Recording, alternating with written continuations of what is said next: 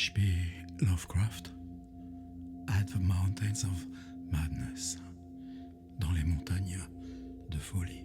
Traduit, Montagne de la folie, 1930, lecture intégrale.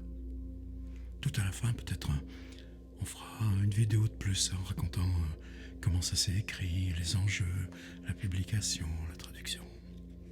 En attendant, eh bien, on y part au pôle Sud.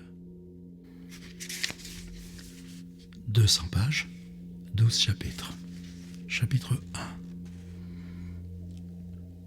1. Me voici donc contraint de parler, puisque des hommes de science ont refusé de suivre des recommandations où je me dispensais du pourquoi. Et c'est aussi contre ma volonté initiale que je reviens ici avec mes raisons pour m'opposer à ce projet d'invasion de l'Antarctique. Ces vastes terrains fossiles et la masse morne et ennuyeuse de ces vieux caps de glace. Et je le fais avec d'autant plus de réticence que mes avertissements resteront probablement vains. Le doute concernant les faits réels tels que je dois les révéler est inévitable. Et cependant, si j'en enlevais ce qui me semblera extravagant ou incroyable, il n'en resterait plus rien. Les photographies interdites jusqu'ici, qu'elles soient terrestres ou aériennes, conforteront mon point de vue, tant elles sont étonnamment vivantes et parlantes. Et encore, on en doutera à cause de la qualité que peut atteindre un faux bien fait. Nos dessins à l'encre, on les rejettera probablement comme d'évidentes impostures, et cela en dépit de motifs étranges qui ne manqueraient pas d'alerter et d'interloquer tous les experts en art. Au bout du compte, je m'en remets au jugement et à la détermination des quelques principaux scientifiques qui ont, d'un côté, assez d'indépendance de pensée pour bien vouloir considérer les faits que je rapporte à partir de leur propre hideux et convaincant mérite, ou à la lumière de certains cycles mythiques primordiaux hautement déroutants. Et d'un autre côté, assez d'influence pour décourager tout programme trop ambitieux ou imprudent dans le voisinage de ces montagnes de folie. Il est malheureux que des hommes relativement obscurs comme moi et mes compagnons, se prévalant seulement d'une université mineure, n'aient que peu de chance d'être entendus quand des questions vraiment singulières ou d'une nature hautement controversée sont concernées. Et d'autant plus que nous avons contre nous le fait de ne pas être au sens strict des spécialistes dans les champs qui se révèlent principalement en cause. En tant que géologue conduisant l'expédition de l'université Miskatonic, mon rôle était d'abord d'extraire et de rapporter des spécimens de roches et de sols des niveaux profonds en différents points du continent antarctique, aidé par la remarquable foreuse mise au point par le professeur Frank H. Peabody de notre faculté technique. Je n'ai pas la prétention d'être un pionnier en d'autres champs que celui-ci, mais j'espère avec force que l'utilisation de ces nouveaux appareils mécaniques en différents points des zones précédemment explorées ramènera au jour des matériaux d'une sorte jusqu'ici inaccessible aux méthodes ordinaires de collecte. La foreuse originale de Peabody, comme le public en a déjà eu connaissance d'après nos comptes rendus, était unique dans sa légèreté, sa portabilité et sa capacité à relier le principe des puits artésiens ordinaires avec le principe des étroits forages circulaires pour nous permettre de traverser avec rapidité des strates de dureté variable. Sa tête d'acier, ses tiges modulables, son moteur à essence, son derrick de bois démontable, notre équipement en dynamite, cordage, les tuyaux de caoutchouc d'évacuation et assez de tuyaux rigides de 12 cm de diamètre pour descendre à plus de 300 mètres, avec tous les accessoires exigés, ne représentait pas plus que la charge supportable par 3 traîneaux à 7 chiens. Tout cela rendu possible par l'alliage d'aluminium dans lequel tous les éléments de métal avaient intelligemment été conçus. 4 gros avions Dornier, équipés spécialement pour les hautes altitudes de vol auxquelles contraignait le plateau antarctique, avec des réserves de carburant supplémentaires et des améliorations apportées par Peabody pour un décollage le plus court possible depuis la base au bord des grandes barrières de glace jusqu'au point souhaité dans l'intérieur, à partir desquels un nombre suffisant de chiens de traîneau prendrait le relais. Nous avions comme projet de couvrir autant de terrain qu'une saison antarctique, ou plus longuement si absolument nécessaire nous le permettrait, travaillant plus particulièrement dans les zones montagneuses du versant sud de la mer de Ross, des régions partiellement explorées par Shackleton, Amundsen, Scott et Byrd. Des régions partiellement explorées par Shackleton, Amundsen, Scott, Byrd. En changeant fréquemment l'emplacement de notre camp grâce aux avions et en prévoyant des distances assez grandes pour être géologiquement signifiantes, nous comptions exhumer pour notre étude une quantité d'échantillons sans précédent, et plus particulièrement dans les strates précambriennes dont on ne disposait jusqu'ici que de si peu de matériel antarctique. Nous espérions aussi rapporter autant que possible des différentes roches fossilifères de surface, tant l'histoire de la vie primitive de ces monotones royaumes de glace et de mort est de la plus haute importance pour notre connaissance du passé de la Terre. Que le continent antarctique ait été autrefois tempéré et même tropical, avec une végétation profuse et une vie animale dont les lichens, la faune marine, les arachnides et les manchots de la côte nord sont les seuls survivants, est désormais une idée communément admise. Et nous comptions préciser ces idées dans leur diversité, pertinence et détails.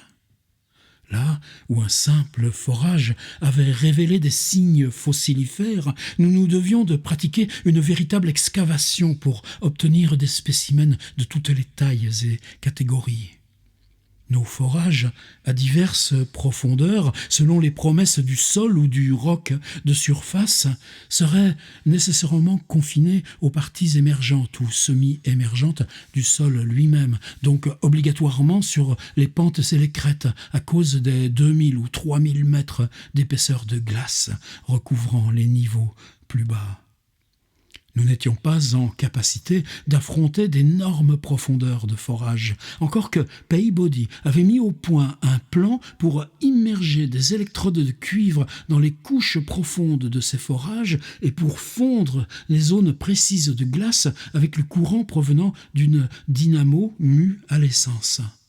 Et c'est ce même plan que nous ne pouvions mettre en œuvre, sauf à titre expérimental, que la prochaine expédition de Starkweather et Moore se propose de suivre, malgré les avertissements que j'ai publiés depuis notre retour de l'Antarctique. Le public a appris ce qu'il en était de l'expédition de la Miskatonic par nos fréquents comptes rendus sur le sans-fil pour l'Arkham Advertiser et Associated Press et les récents articles publiés par Peabody et moi-même.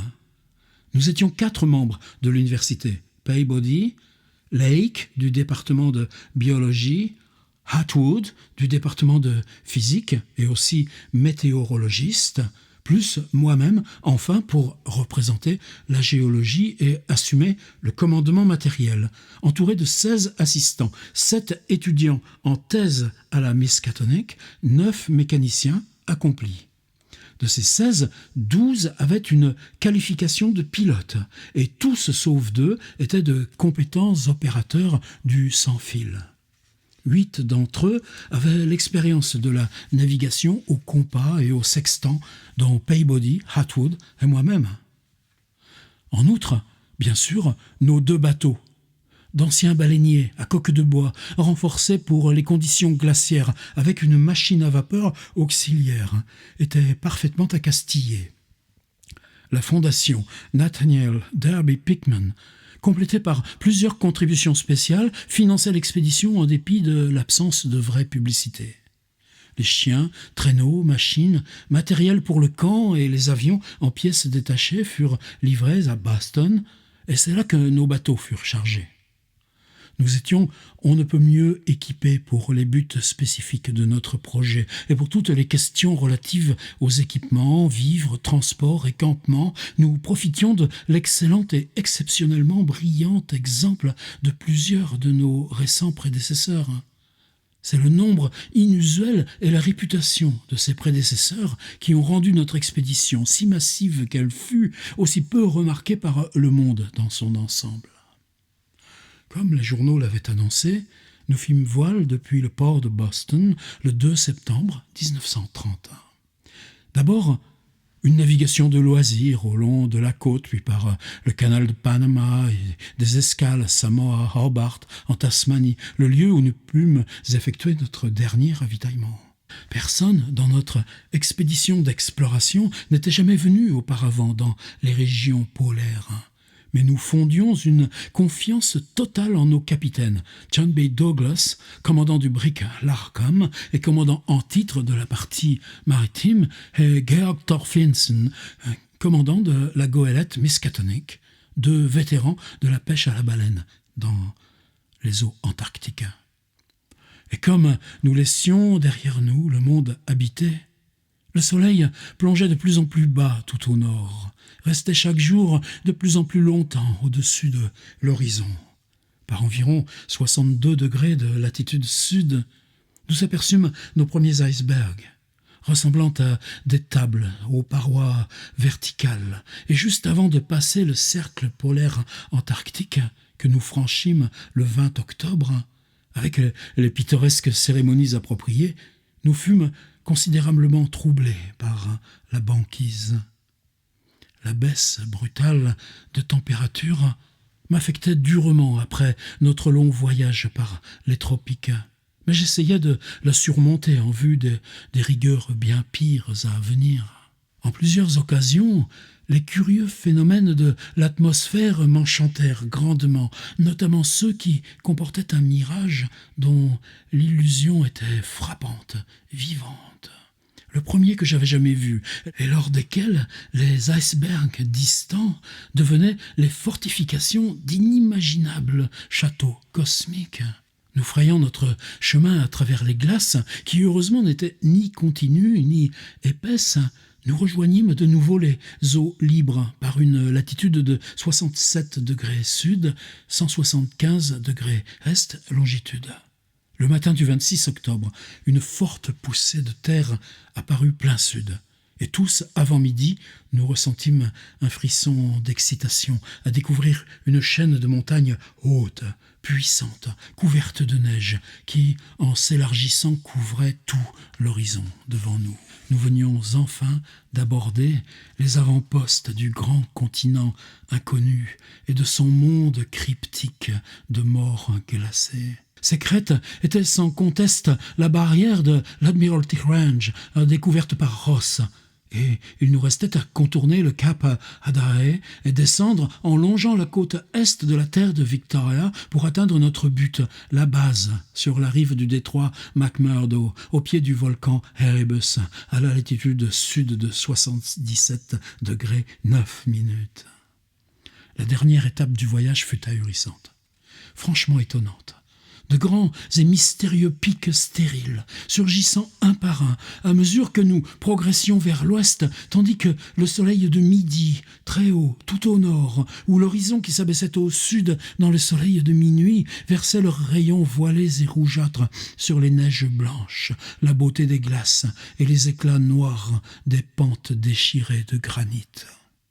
Et de ces sommets désolés soufflaient rageusement les bourrasques intermittentes de ce formidable vent antarctique dont les cadences m'évoquaient parfois la vague sensation d'un orgue sauvage et presque sensible, dont les notes se seraient étendues sur un nombre incongru de gammes et qui, pour quelque raison venue de la mémoire de mon inconscient, me semblaient inquiétantes et presque sinistres. Dans ce décor, quelque chose me faisait irrésistiblement penser aux étranges et perturbantes peintures d'Asie de Nicolas Roerich, et des encore plus étranges et perturbantes descriptions du plateau de Leng et ces légendes diaboliques qu'évoque le maudit Necronomicon de l'arabe fou Abd al-Asred, au point que plus tard, je regrettais d'avoir ouvert ce livre monstrueux à la bibliothèque de l'université. Le 7 novembre, nous perdîmes de vue provisoirement les crêtes côté ouest et passâmes l'île Franklin. Le jour suivant révéla devant nous les côtes des monts Erebus et Terror sur l'île de Ross et au-delà la longue presqu'île du mont Parry.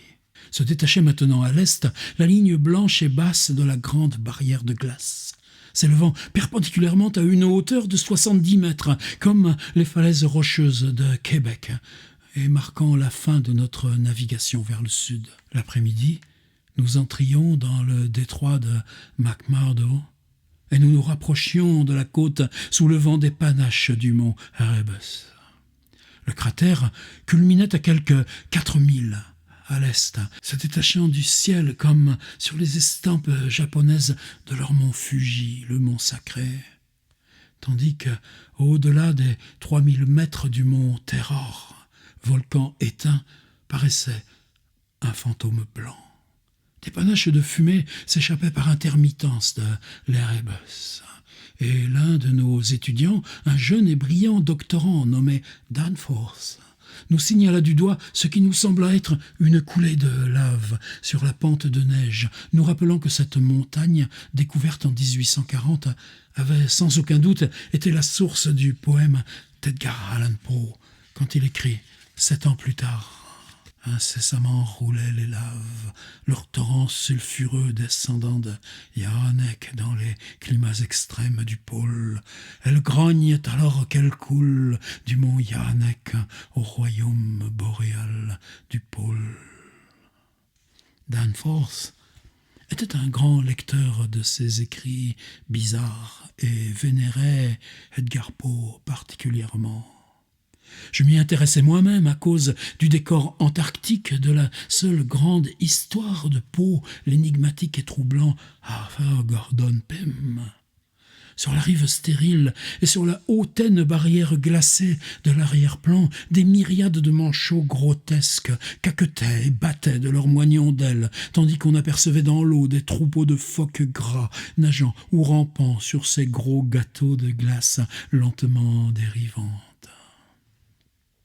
Peu après minuit, le matin du 9, grâce à nos canots, nous réussîmes difficultueusement à prendre terre sur l'île de Ross, en portant de longues élingues depuis chacun des navires et nous préparant à décharger nos fournitures au moyen de palans.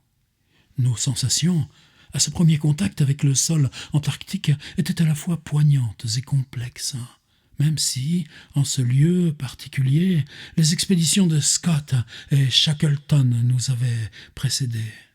Notre campement sur la côte gelée, au pied des pentes du volcan, ne serait que provisoire. Le commandement resterait assuré depuis l'Arkham. Nous transportâmes à terre tous nos appareils, foreuses, chiens, traîneaux, tentes, provisions, fûts de carburant, en plus l'appareil expérimental de fusion de la glace, nos appareils photographiques, y compris ceux réservés à la photographie aérienne, enfin les pièces détachées des avions et les autres accessoires, dont 3 petits émetteurs radio, en plus de ceux embarqués dans les avions, capables d'établir une communication avec l'Arkham depuis n'importe quel point du continent antarctique qu'il nous conviendrait de visiter. Quant à l'équipement du navire qui communiquait avec le reste du monde, il servirait à transmettre nos messages à la puissante station réceptrice de l'Arkham Advertiser, installée à Kingsport Head, Massachusetts. Nous comptions achever nos recherches en un seul été antarctique, mais si cela s'avérait impossible, nous étions prêts à hiverner sur l'Arkham, tandis que le Miskatonic repartirait avant la prise des glaces pour nous ravitailler l'hiver suivant. Je ne veux pas redire ce que les journaux ont déjà publié sur le début de notre campagne. Notre ascension du mont Erebus, la réussite de notre collecte de minéraux à partir de différents points de l'île de Ross, et la vitesse singulière avec laquelle l'appareil de Peabody nous permettait de traverser même les couches les plus solides. Nos tests préalables de l'équipement pour fondre la glace, notre périlleuse ascension de la grande barrière avec nos traîneaux chargés de matériel, et pour finir, l'assemblage des 5 grands avions sur notre camp en haut sur le plateau. Un remarquable équipage à terre constitué de 20 hommes et de 55 chiens de traîneau d'Alaska, même si bien sûr nous ne comptions pas rencontrer de températures ou de tempêtes extrêmes. En général, le thermomètre oscillait entre moins 17 et moins 4 degrés. Et notre expérience des hivers de la Nouvelle-Angleterre nous avait endurcis à des rigueurs de cette sorte. Ce camp sur la banquise serait semi-permanent et servirait de stockage pour notre essence, nos provisions, la dynamite et nos autres fournitures. 4 des avions seulement serviraient à emporter le matériel d'exploration requis et nous laisserions ici à l'entrepôt le 5e avec un pilote et 2 matelots pour disposer d'un moyen de nous rejoindre depuis l'Arkham en cas de perte des autres appareils. Plus tard, quand nous n'aurions plus besoin des autres avions pour déplacer nos appareils transportables, nous en consacrerions 1 ou 2 à effectuer une navette entre cet entrepôt et la 2e base permanente que nous comptions établir sur le grand plateau, à 300 ou 400 kilomètres au sud du glacier Birdmore. Malgré tous les comptes rendus unanimes, sur les vents épouvantables et les tempêtes qui sévissaient sur le plateau, nous comptions, aussi bien pour l'intérêt économique que pour faire au plus vite, prendre le risque de nous dispenser de bases intermédiaires. Nos transmissions sans fil ont rendu compte du vol à couper le souffle de notre escadron, 4 heures sans escale, le 21 novembre, au-dessus de la haute carapace de glace, au long des hauts pics s'élevant à l'ouest, et de l'insondable silence répondant au son de nos moteurs. Le vent ne nous perturba que modérément, et nos compas radio nous aidèrent à traverser l'opaque brouillard que nous rencontrâmes. Lorsque l'horizon infini se dévoila de nouveau, entre 83 degrés et 84 degrés de latitude, nous sûmes que nous avions atteint le glacier de Birdmore, la plus haute vallée glaciaire en ce monde, où la mer gelée venait battre sur une côte sombre et montagneuse. Nous abordâmes enfin le monde blanc et mort depuis des éternités du sud ultime. Et c'est en apercevant, loin à l'est, nous surplombant de toute sa hauteur à plus de 5000 mètres, le pic du mont Nansen, que nous nous en rendîmes compte. La réussite dans le montage de notre base sud sur le glacier par 86 degrés 7 minutes de latitude, 174 degrés 23 minutes de longitude est, et les sondages et collectes exceptionnellement rapides et efficaces réalisés en différents points lors de nos voyages en traîneau et courts vols aériens sont des faits avérés, comme la triomphante et impétueuse ascension du mont Nansen par Peabody et 2 de nos doctorants, Jedney et Carl, entre le 13 et le 15 décembre. Nous étions à plus de 2000 mètres au-dessus du niveau de la mer, et quand des forages préliminaires nous eurent révélé la présence du sol rocheux à seulement 1 mètre sous la neige et la glace à certains points, nous fîmes un usage considérable de notre équipement léger pour fondre la glace et forâmes et usâmes de la dynamite en de nombreux lieux où aucun explorateur avant nous n'avait pu même imaginer collecter des spécimens minéraux. Les granites précambriens et les grès de surface ainsi obtenus nous confirmèrent dans l'hypothèse que ce plateau était le prolongement homogène du socle continental de l'Ouest, mais restait différent des parties plus à l'Est, sous l'Amérique du Sud. Que nous pensions former un continent séparé, plus petit, isolé de la masse principale par une jonction gelée des mers de Ross et de Waddell, même si Bird a depuis démenti cette hypothèse. Dans certains des débris de grès obtenus par dynamitage et dégagés au burin, nous trouvâmes d'intéressantes empreintes et des fragments fossiles, notamment des fougères, des algues, des trilobites, crinoïdes et autres mollusques, soit lingatules, soit gastéropodes, tout cela nous semblant de précieux indicateurs en relation avec l'histoire primordiale de cette région.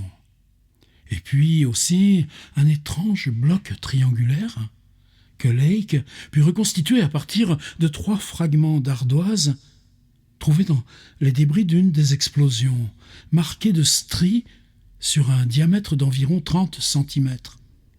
Ces fragments provenaient d'un forage à l'ouest, vers la chaîne montagneuse de la Reine Alexandra.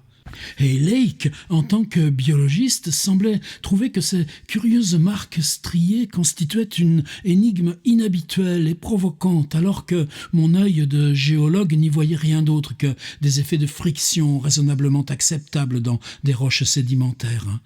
L'ardoise n'était rien d'autre qu'une formation métamorphique dans laquelle est comprimée une strate sédimentaire, et puisque le processus lui-même produit de bizarres effets de distorsion sur toute marque qui existe préalablement, je ne voyais pas de raison de les considérer comme une surprenante merveille. Le 6 janvier 1931, Lake, Peabody, Danforth, 6 des étudiants, 4 mécaniciens et moi-même, nous envolâmes dans les 2 plus gros avions pour voler droit sur le pôle. Avec atterrissage forcé une fois, à cause d'un vent violent et soudain qui par chance ne dégénéra pas en tempête. Ce fut, comme les journaux en ont témoigné, un parmi plusieurs de nos vols d'observation. Lors des suivants, nous nous efforçâmes de discerner les grandes lignes topographiques des zones non atteintes par les précédents explorateurs. Nos premiers vols avaient été décevants de ce point de vue, même s'ils nous fournirent de magnifiques exemples de ces fantastiques, riches et illusoires mirages des régions polaires, desquels notre voyage maritime nous avait donné un avant-goût. Les montagnes lointaines flottaient dans le ciel comme des villes enchantées, et souvent ce monde blanc se dissolvait tout entier dans un rêve d'or, d'argent et d'écarlate à la Dunsany, nous noyant dans les miracles de l'aventure sous le bas soleil de minuit. Quand le ciel se couvrait, il nous devenait considérablement difficile de voler, tant la terre enneigée et le ciel avaient tendance à se fondre dans un même vide opalescent et mystique, sans que rien à l'horizon ne distingue plus leur jonction. Et c'est ce qui nous décida à réviser notre plan initial de voler à 800 km plus à l'est avec nos 4 avions et d'établir une nouvelle base d'appui en un point que nous pensions être probablement sur la plus petite des divisions continentales, comme nous en jugions faussement. Les échantillons géologiques que nous pourrions y obtenir seraient précieux pour nos projets de comparaison. Notre santé jusqu'ici restait au mieux. Le jus de citron compensait parfaitement le régime permanent de conserves et salaisons, et la température généralement supérieure à moins 15 degrés nous permettait de travailler sans nous revêtir de nos plus épaisses fourrures. On arrivait au milieu de l'été polaire, et en se hâtant, mais avec soin, peut-être pourrions-nous terminer notre expédition en mars et éviter ce fastidieux hivernage dans la longue nuit antarctique. Plusieurs tempêtes déchaînées nous avaient balayés depuis l'ouest, mais nous en avions réchappé sans dommage grâce à l'habileté d'Atwood à bâtir avec de lourds blocs de neige de rudimentaires brise-vents pour abriter les avions et à renforcer le camp principal par des murs de glace. Cette chance et l'abondance de la collecte étaient presque miraculeuses. Le monde extérieur recevait bien sûr des nouvelles de notre expédition, et nous avions aussi transmis l'insistance étrange et acharnée de Lake pour partir en prospection encore plus à l'ouest, ou plutôt au nord-ouest, avant notre transfert définitif à la nouvelle base. Il semblait mûrir toute une révélation avec une hardiesse radicale plutôt alarmante sur ces stries triangulaires découvertes dans le morceau d'ardoise, et lisant pour le moins une contradiction avec les lois naturelles et la période géologique. Cela aiguisait jusqu'à ses limites sa curiosité et le rendait avide de nouveaux forages, de nouveaux dynamitages, mais plus à l'ouest, dans la formation à laquelle appartenaient les fragments exhumés.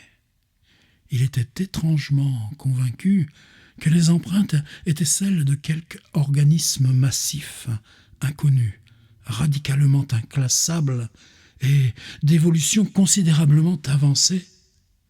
Malgré le fait que la roche dont nous les avions extraits était d'un âge considérable, cambrien, sinon pré-cambrien, dissipant toute existence probable non seulement de vie hautement évoluée, mais de toute vie hors les unicellulaires, et au moins les trilobites. Ces fragments qui portaient cette étrange marque pouvaient dater de 500 000 ans à 1 million d'années. Chapitre 2.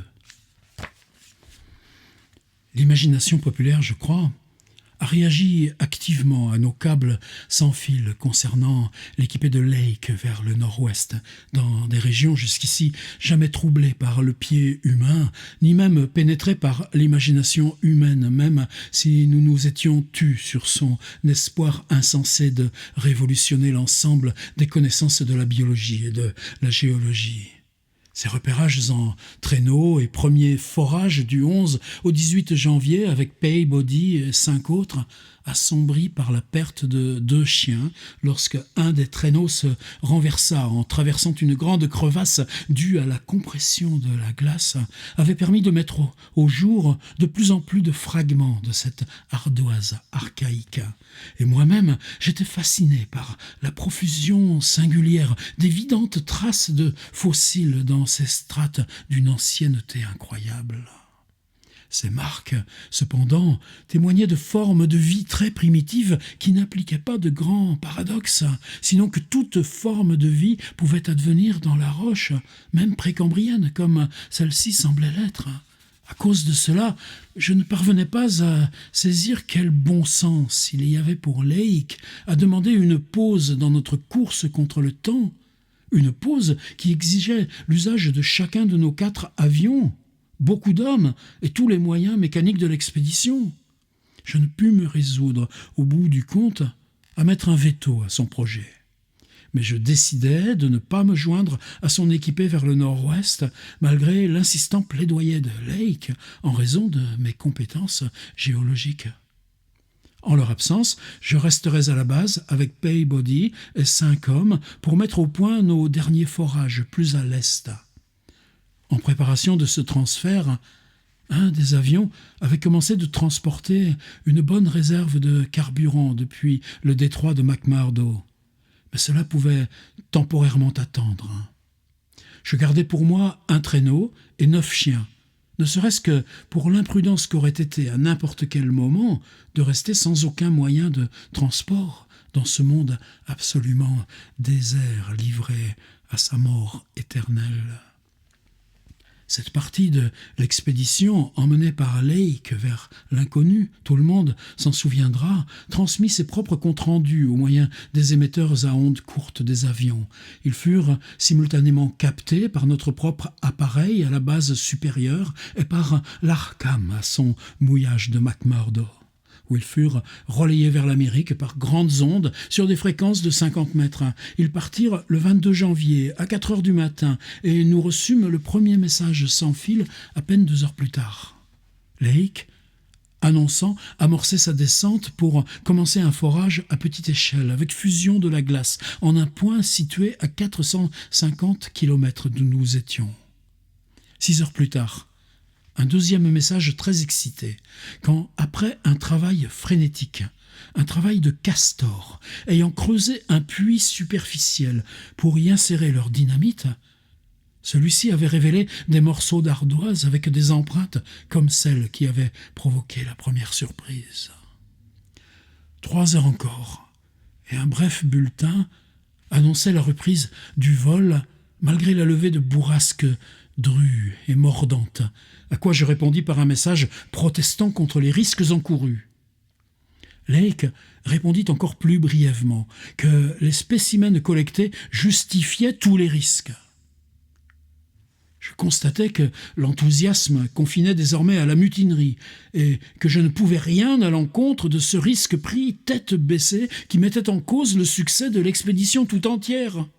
Mais cela me terrorisait de penser à ce plongeon de plus en plus profond dans cette traître et sinistre immensité blanche de tempêtes et d'effroyables mystères qui nous emportait à plus de 2500 kilomètres des côtes, supposées mal connues des terres australes de Norks et de la Reine-Mère. Ce fut alors que nous parvînmes.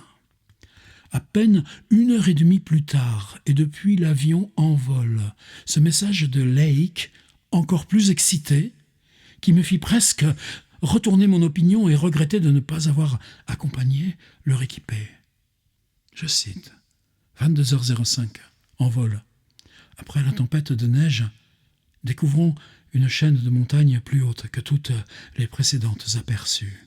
Probablement aussi haute que l'Himalaya, compte tenu de l'altitude du plateau. Coordonnées probables, 76 degrés 15 minutes de latitude, 113 degrés 10 minutes de longitude est. Plus vaste que ce que nous en découvrons à droite comme à gauche. Apparence de 2 volcans en activité, tous les pics noirs et sans neige. Tempête qui en provient empêche navigation. Fin de la citation. Ceci reçu, Peabody, les hommes et moi-même restâmes suspendus au récepteur, retenant notre souffle. La pensée de ce titanesque rempart de montagne, 1200 kilomètres plus loin, nous enflammait et réveillait nos plus profonds instincts d'aventure, et nous nous félicitions que notre expédition, même si ce n'était pas nous en personne, serait à l'origine de cette découverte. Moins d'une demi-heure plus tard, Lake nous appelait de nouveau.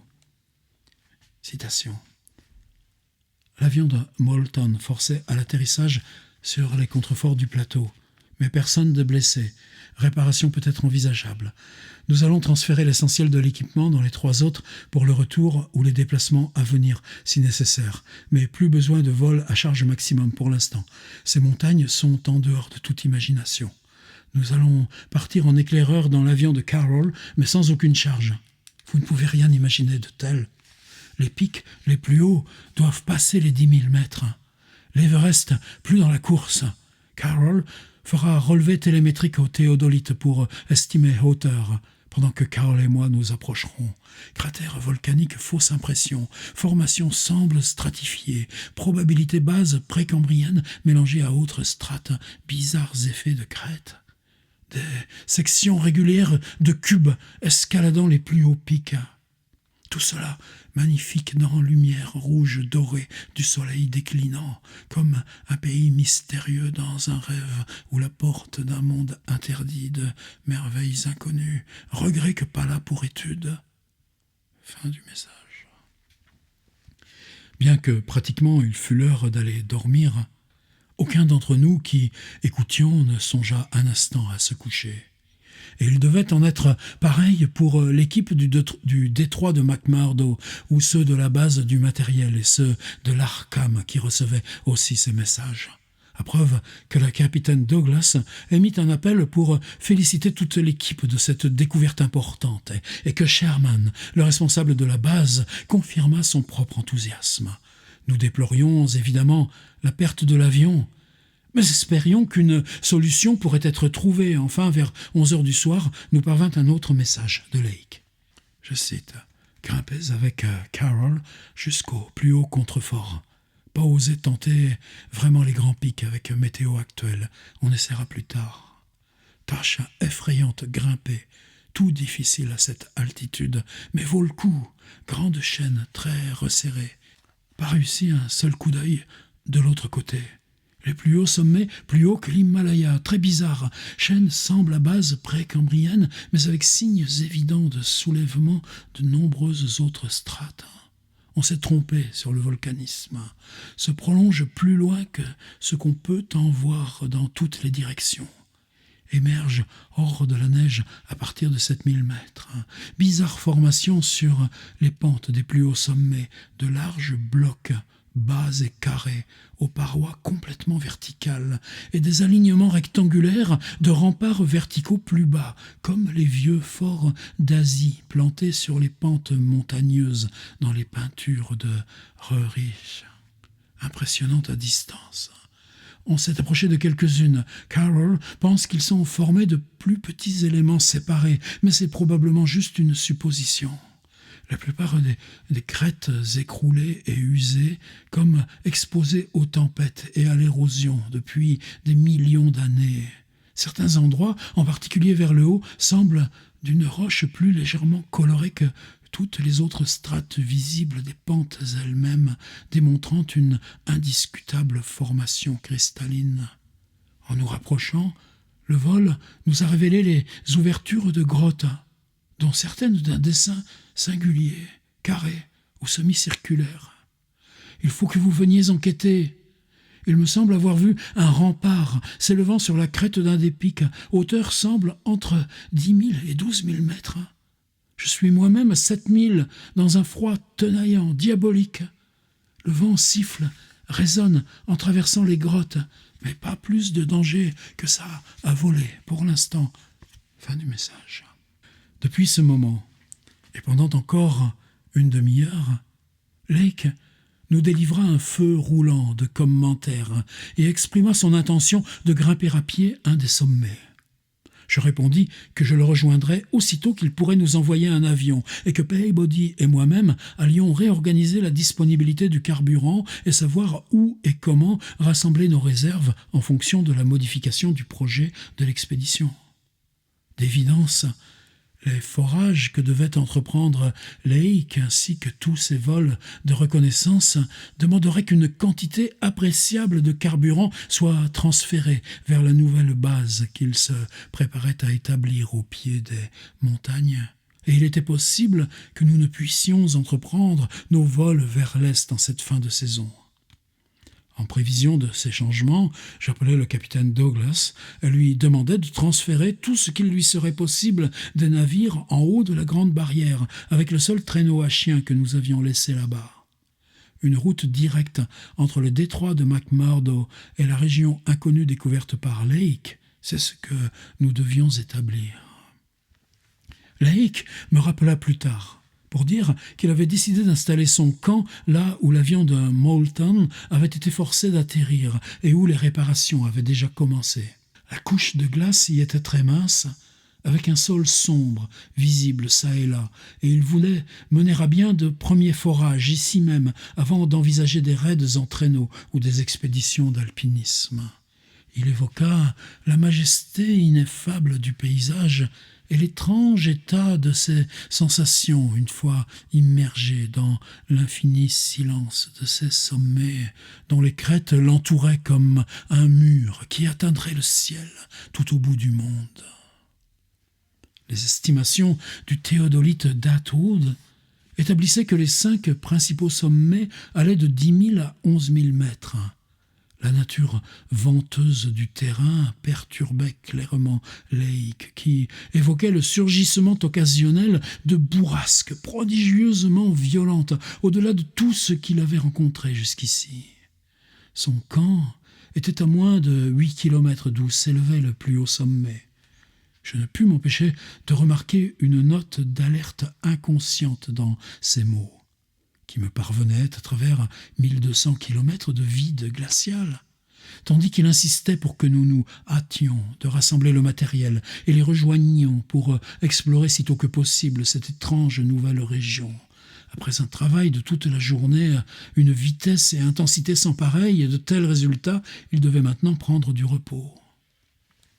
Dès le matin, nous eûmes une conversation radio à 3, Lake, le capitaine Douglas et moi-même, chacun depuis sa base immensément à l'écart. Nous décidâmes qu'un des avions de Lake viendrait nous chercher, Peabody, les 5 hommes et moi-même, et emporterait autant de carburant qu'il pourrait en prendre. Le reste du carburant pourrait attendre quelques jours en fonction de notre décision concernant le voyage à l'Est. Lake, pour l'instant, en avait suffisamment pour les besoins en chauffage et forage. Finalement, l'ancienne base au sud serait réapprovisionnée. Mais si nous repoussions notre expédition vers l'est, nous ne nous en servirions pas avant l'été suivant. Et pendant ce temps, Lake enverrait un avion repérer une route directe entre les montagnes nouvellement découvertes et McMurdo. Peabody et moi, nous préparâmes à fermer notre campement pour un temps plus ou moins court, selon ce qui se produirait. Si nous devions hiverner en Antarctique, le plus probable est que nous reviendrions directement de la base de Lake vers l'Arkham sans passer par ici. Quelques-unes de nos tentes coniques avaient déjà été renforcées par les blocs de neige gelés, et maintenant nous décidions de pousser cela à bout en les transformant en villages esquimaux permanents. Ayant emporté une généreuse réserve de tentes, Lake avait de quoi fournir aux besoins même après notre arrivée. Je lui transmis que Peabody et moi-même serions prêts à un départ pour le nord-ouest après une journée de travail et une nuit de repos. Notre travail, cependant, ne put être aussi assidu en fin d'après-midi, parce que Lake, vers 16 heures, nous envoya le message le plus extraordinaire et excité. Sa journée de travail n'avait pas commencé de façon propice. Une reconnaissance aérienne des surfaces rocheuses exposées qui leur étaient les plus proches avait révélé une totale absence de ces strates primordiales et archéennes qu'ils recherchaient et qui formaient une si grande part des pics colossaux qui les surplombaient à une distance inatteignable du camp. La plupart des roches aperçues étaient apparemment des grès jurassiques ou comanchiens, des schistes permiens, triassiques, et ici et là un affleurement noir brillant qui suggérait la présence de charbon ou d'ardoise dure. Lake en était découragé. Tous ses plans reposant sur l'extraction de spécimens de plus de 500 millions d'années. Il devenait clair pour lui, s'il voulait retrouver la couche archéenne dans laquelle il avait découvert les étranges marques, qu'il aurait à faire un long raid en traîneau vers les pentes abruptes servant de contrefort à ces montagnes géantes elles-mêmes. Il s'était résolu pourtant à procéder localement à quelques forages dans le cadre du programme initial de l'expédition. Une fois qu'ils eurent installé la terrasse et que 5 hommes se furent mis au travail, le reste de l'équipage se consacra à installer le camp et à commencer de réparer l'avion endommagé. La roche la plus accessible, une émergence de grès à environ 400 mètres du camp, avait été choisie pour le premier échantillonnage. Et la foreuse suffisait à de bons résultats sans avoir recours à beaucoup de dynamitage.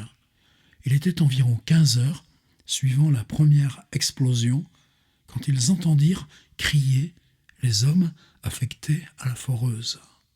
Et que le jeune Jedney, qui conduisait l'opération, se précipita vers le camp avec une nouvelle étonnante. Ils avaient débouché sur une grotte. Au tout début du forage, le grès avait fait place à un calcaire comanchien rempli de minuscules céphalopodes fossiles, de coraux et chinides, et ce qui parfois suggérait la présence d'éponges silicieuses et d'os de vertébrés marins, les derniers probablement des téléostéens, soit requins, soit ganoïdes. Ce qui était important en soi, procurant à l'expédition les premiers fossiles vertébrés qu'elle ait recueillis. Mais quand juste après, le forêt s'enfonça depuis la roche dans une apparente cavité, une vague nouvelle d'excitation doublement intense se saisit des explorateurs. Une explosion conséquente leur avait ouvert l'accès aux secrets souterrains.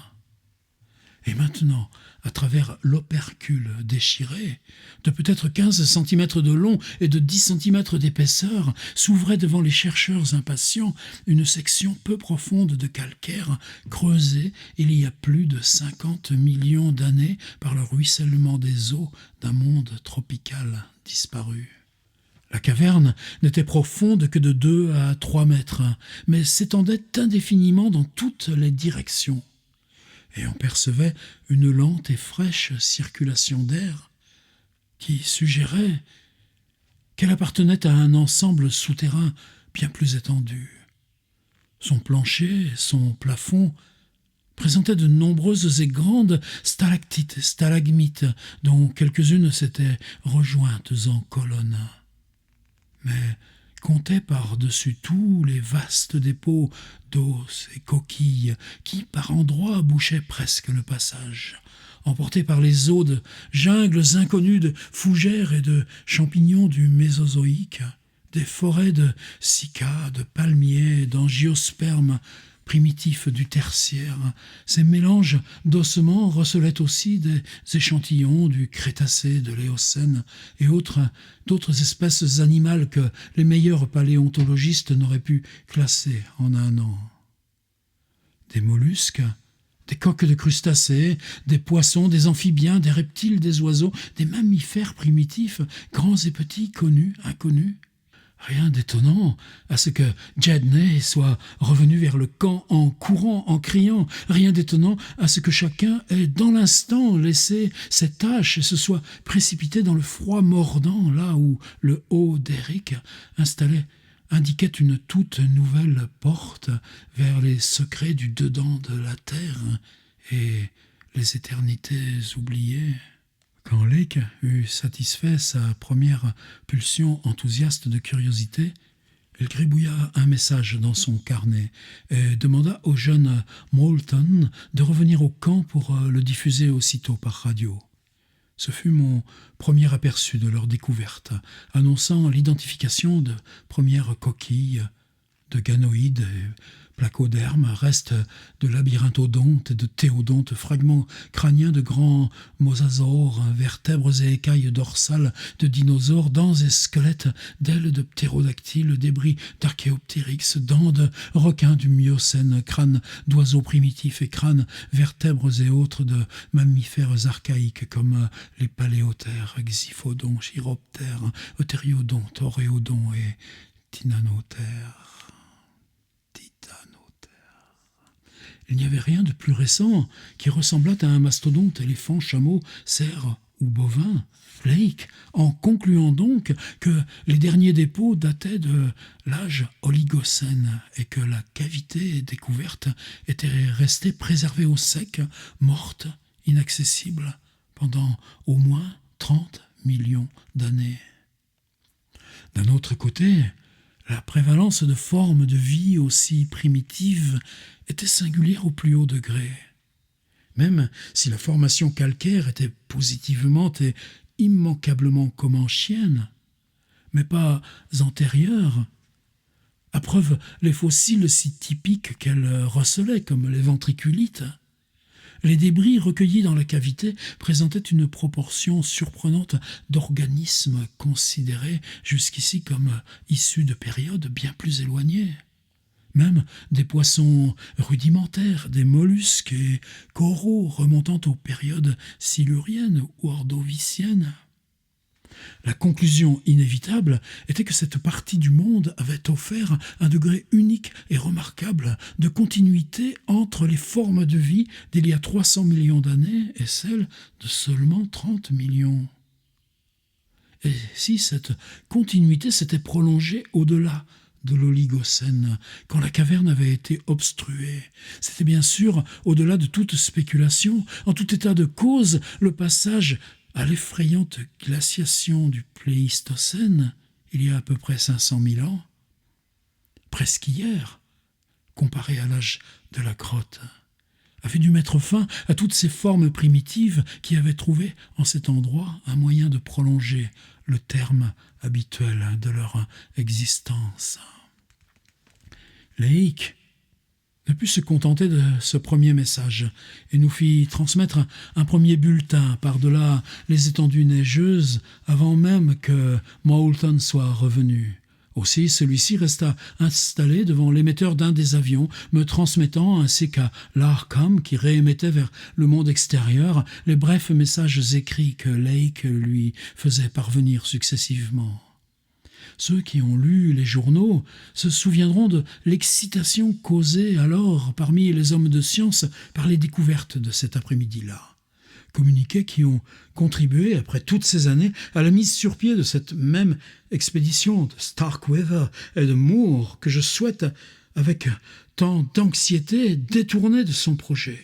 Je ferais mieux de donner les messages aussi littéralement que Lake nous les avait envoyés, et tels que l'opérateur de la base, McTeague, les avait retranscrits manuellement en sténographie. Je cite. Fowler a fait une découverte de la plus grande importance dans les fragments de grès et de calcaire du dynamitage.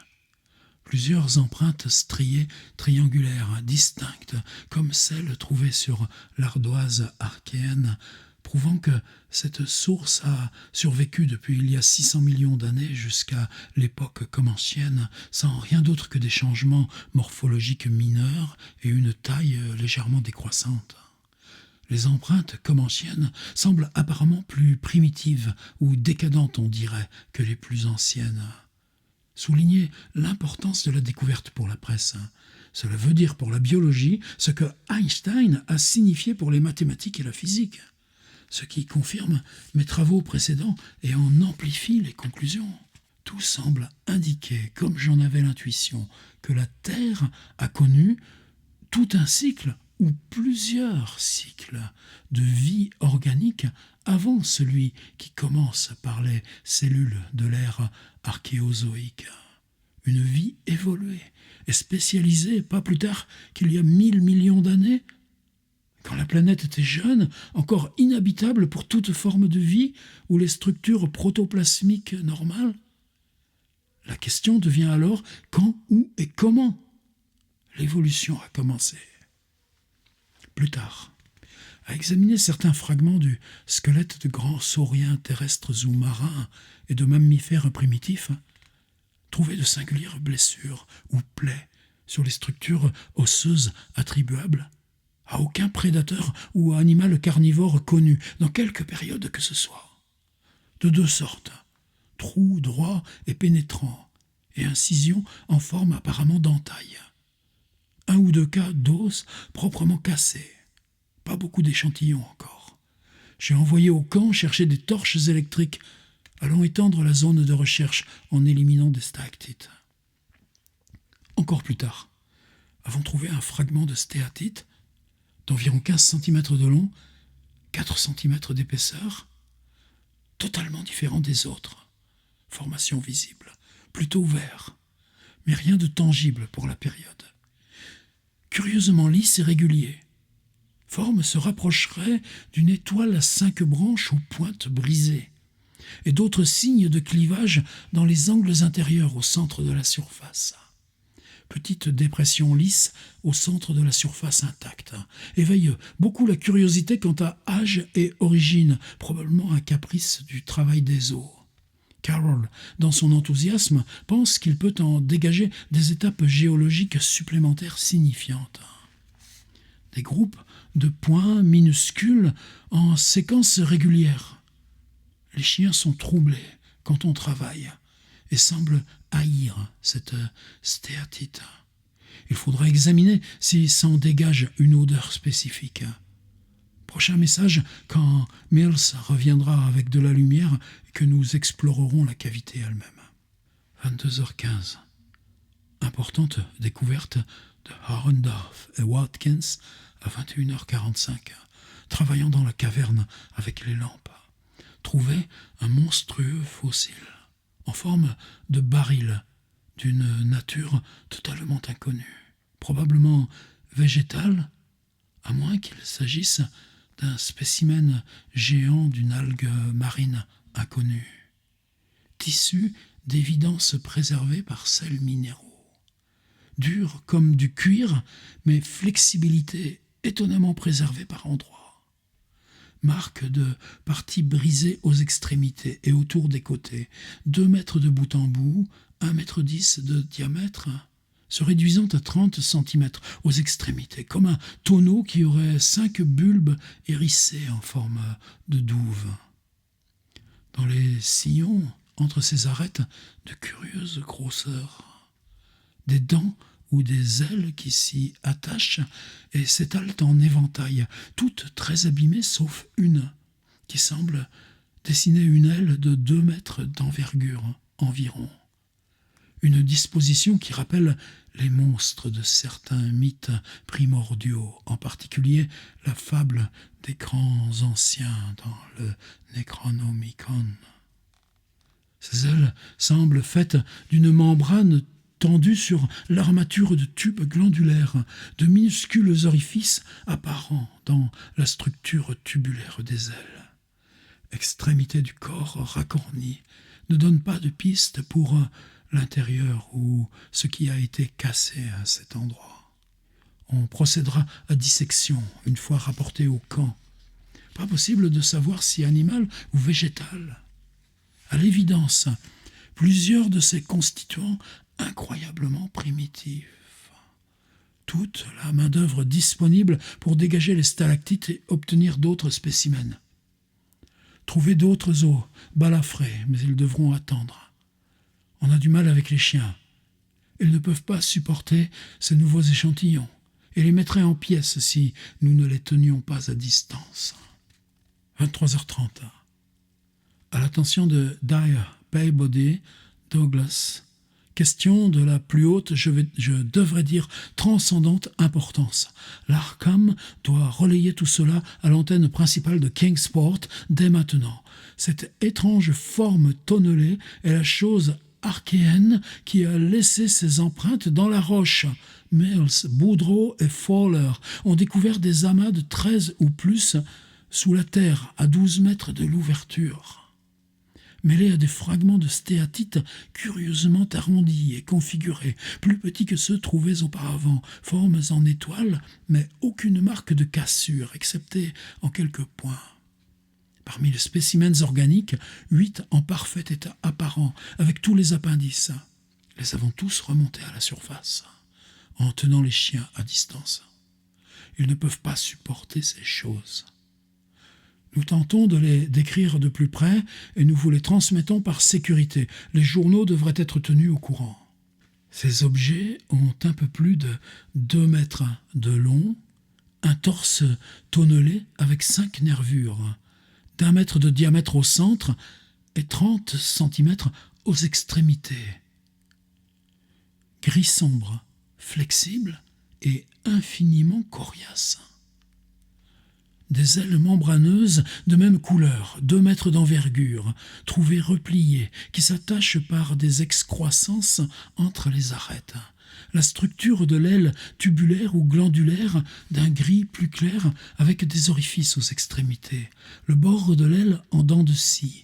Au plus grand diamètre, au point le plus central de chacune des 5 arêtes verticales et apparence de douve, on trouve 5 systèmes de membres ou tentacules, gris clair, flexibles, trouvés resserrés sur le torse, mais qui se déploient sur une longueur maximum d'1 mètre.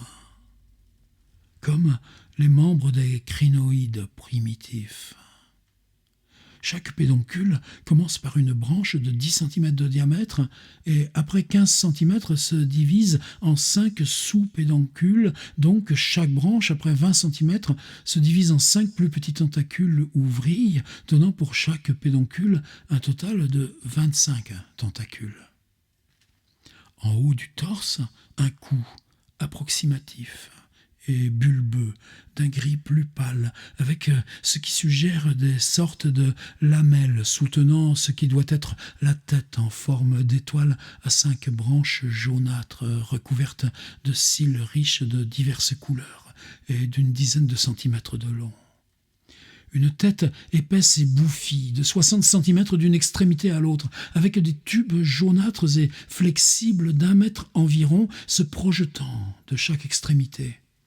Positionné au centre exact du sommet, ce qui probablement est l'orifice respiratoire. Au bout de chaque tube, une expansion sphérique, où une membrane jaunâtre se replie pour révéler des globes vitreux aux irisations rouges, d'évidence un œil.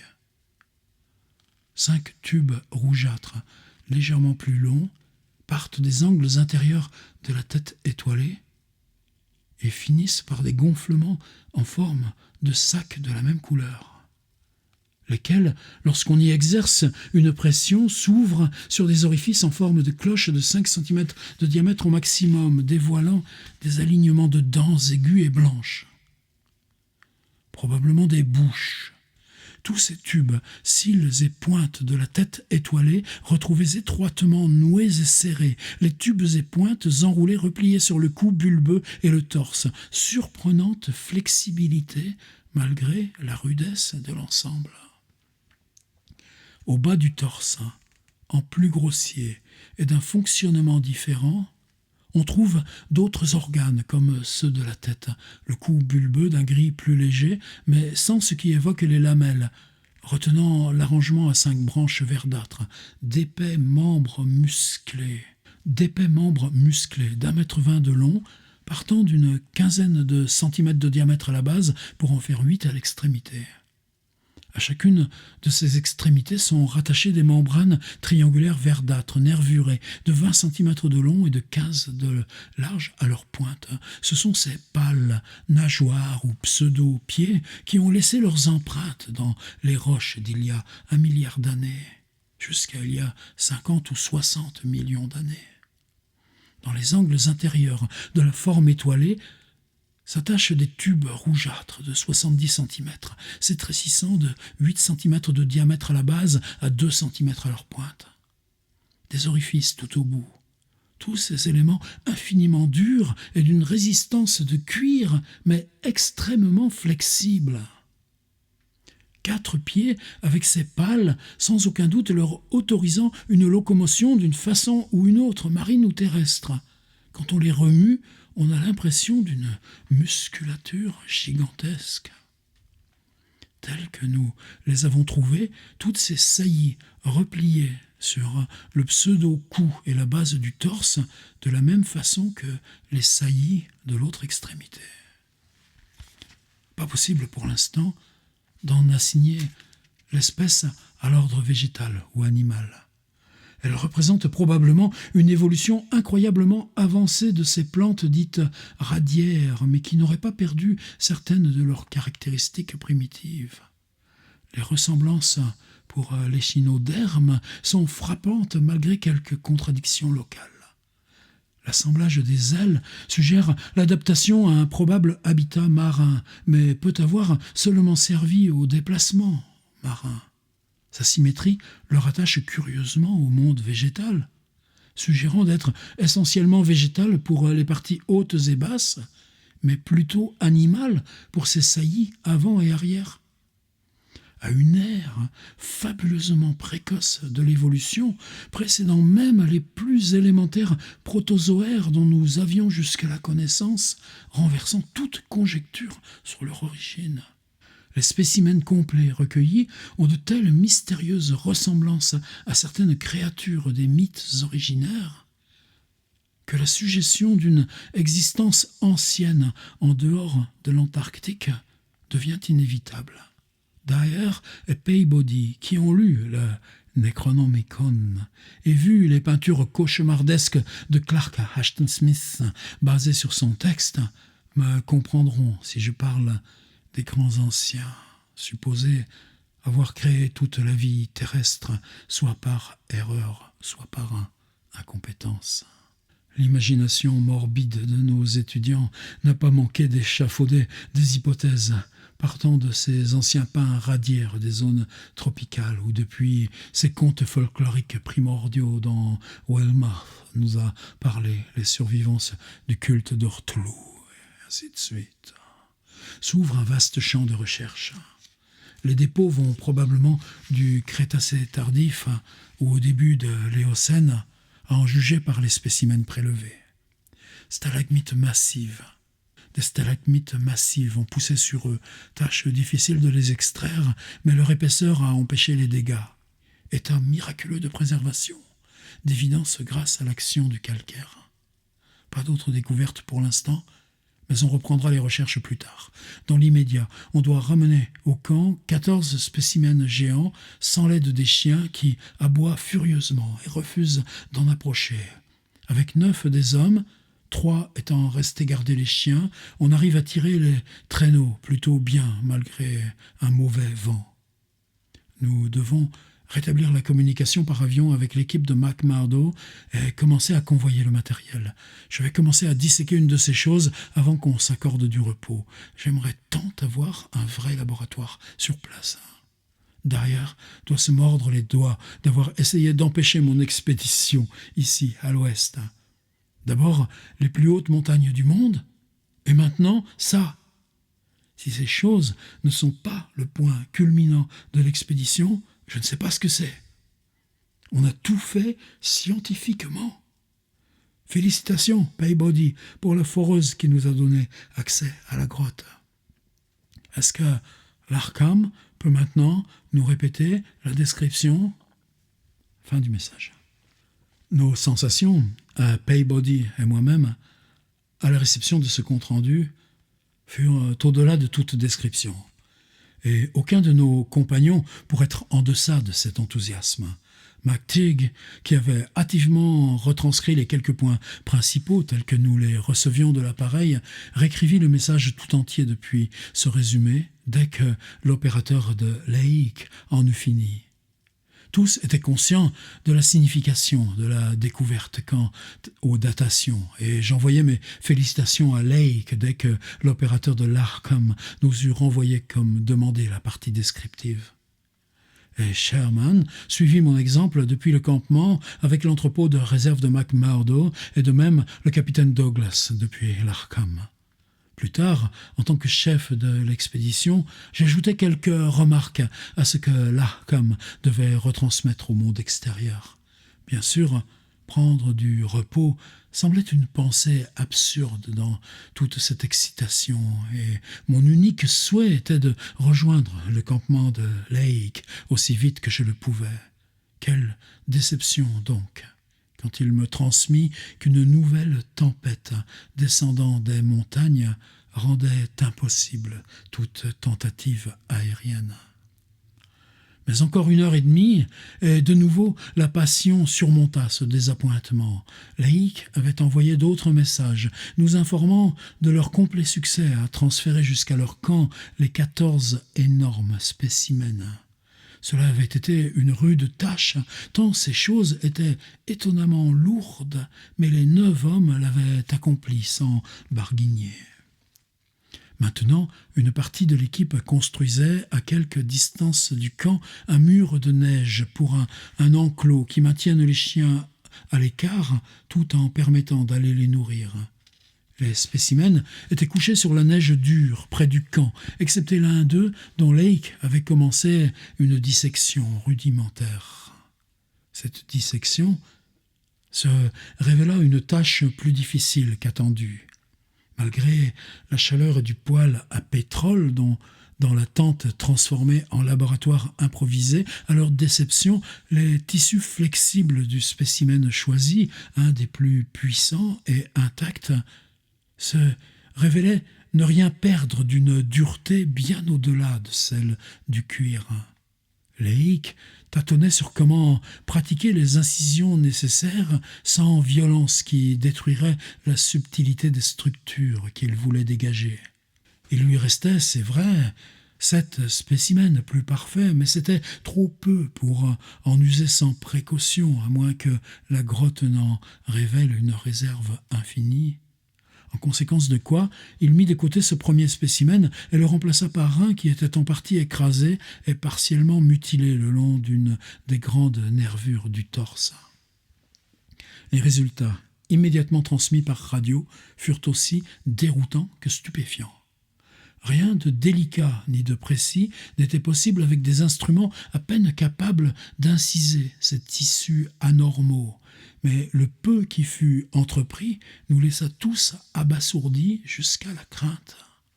Toute la biologie existante avait à être révisée de fond en comble, tant cette chose ne semblait issue d'aucune croissance cellulaire dont la science avait pu traiter.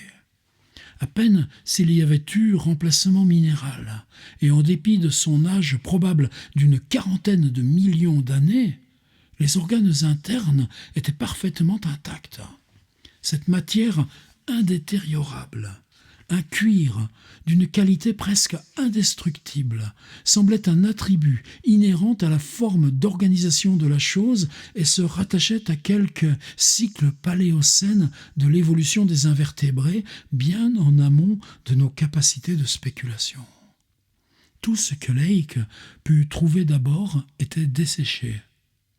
Mais à mesure que la tente chauffée entraînait son dégel, une moisissure organique à l'odeur agressive et mordante se dégagea du côté non abîmé de la chose. Ce n'était pas du sang, mais un épais fluide vert sombre qui en assurait apparemment la même fonction. Quand Lake eut atteint cette étape, tous les 37 chiens avaient été transportés dans le corral provisoire, encore inachevé, près du camp. Et même à cette distance, tandis que se répandait cette senteur âcre, recommencèrent leurs aboiements sauvages, incessants. Loin d'aider à caractériser cette étrange entité, cette dissection exploratoire en multiplia le mystère. Tout ce qu'ébauchait à partir de ses membres externes se révélait pertinent, et ils étaient la preuve qu'on pouvait difficilement hésiter à appeler la chose un animal. Mais cet examen interne mettait à jour une telle évidence végétale que Lake fut replongé dans la plus grande incertitude. Il existait une digestion et une circulation, et une capacité importante à éliminer par les tubes rougeâtres de sa base étoilée. Pour le dire vite, on aurait pu inférer que son appareil respiratoire traitait l'oxygène plutôt que le dioxyde de carbone.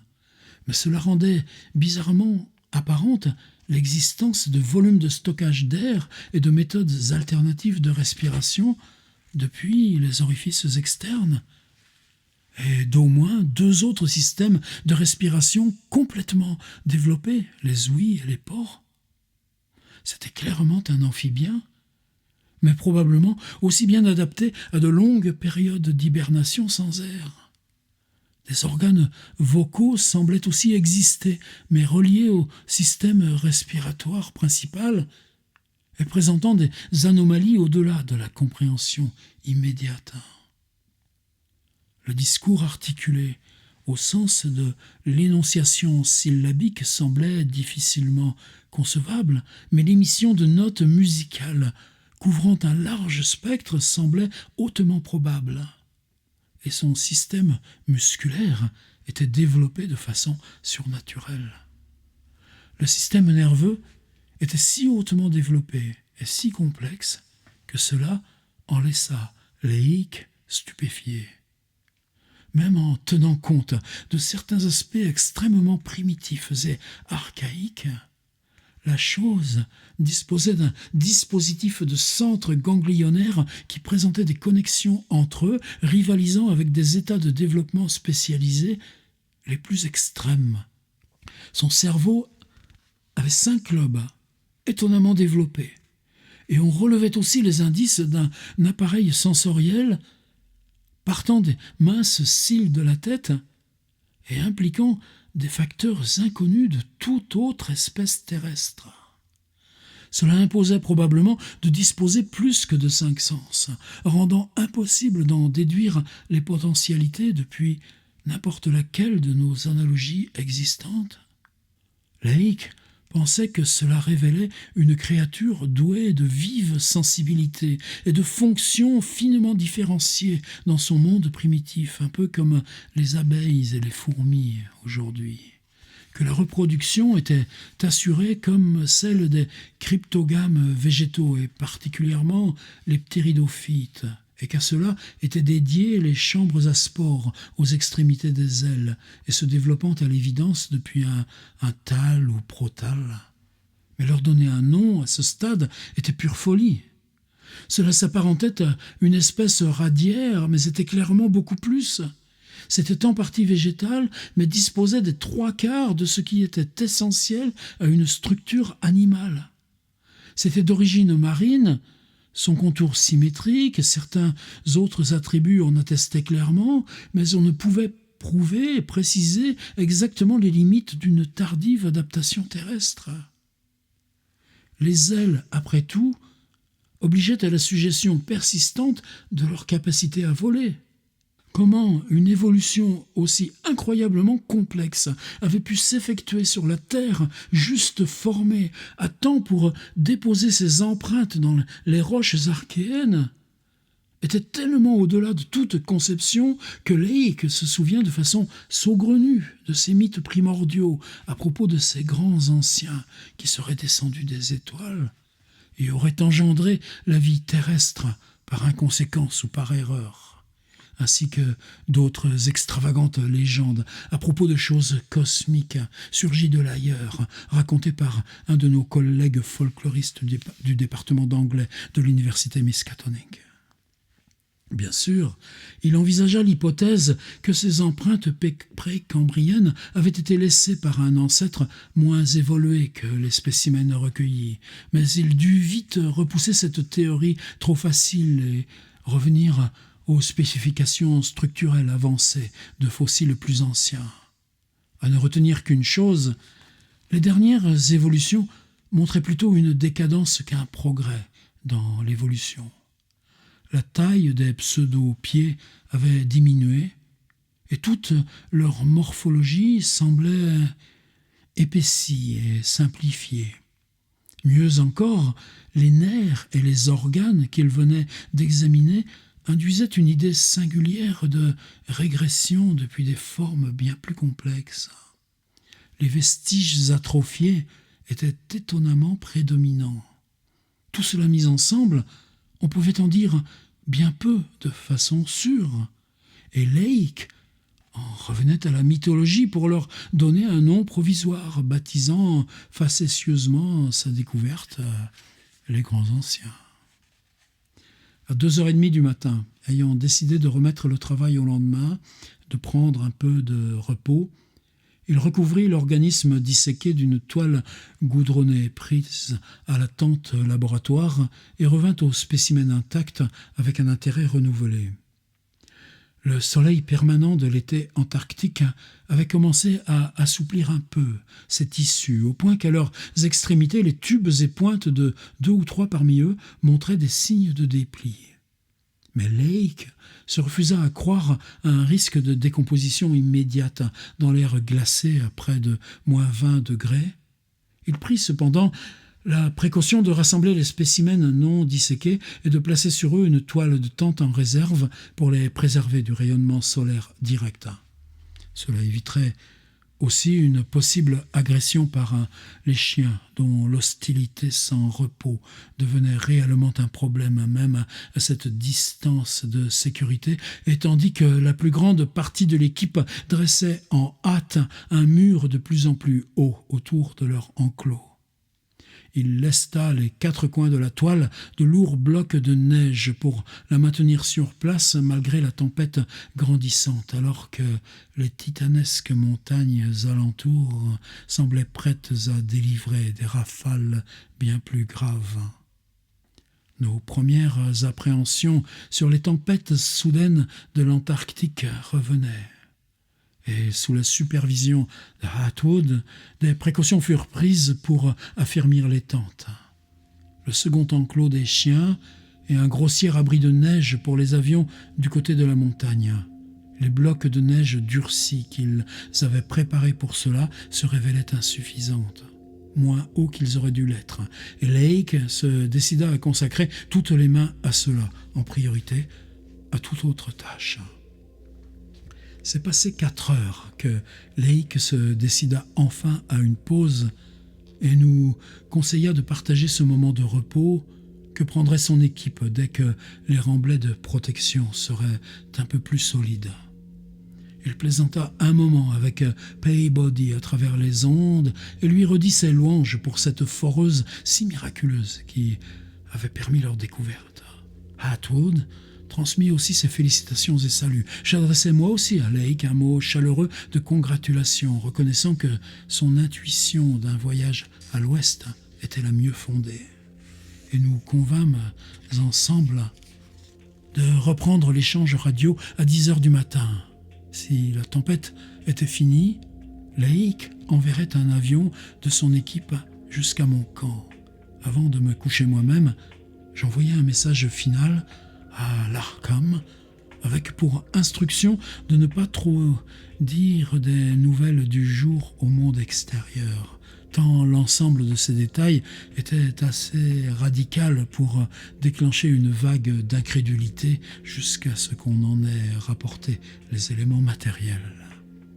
Fin du chapitre 2. Pause.